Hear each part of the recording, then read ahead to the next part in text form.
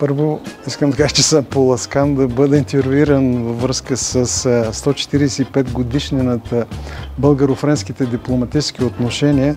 Ние, откакто станахме членове на Френско-българската индустриална камара, българският бизнес мисля, че премина на едно по-високо ниво.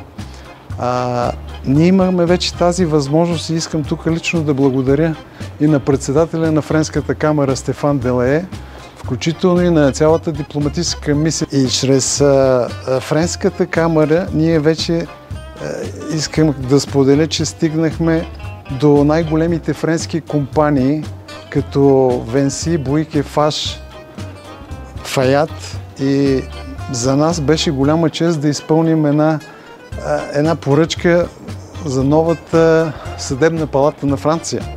И за нас това е голяма гордост и затова искам да изкажа моите най-сърдечни благодарности към камарата, към дипломатическата мисия и да се възползвам да поздравя всички тях, включително и френския народ, за тези дългогодишни чудесни дипломатически взаимоотношения.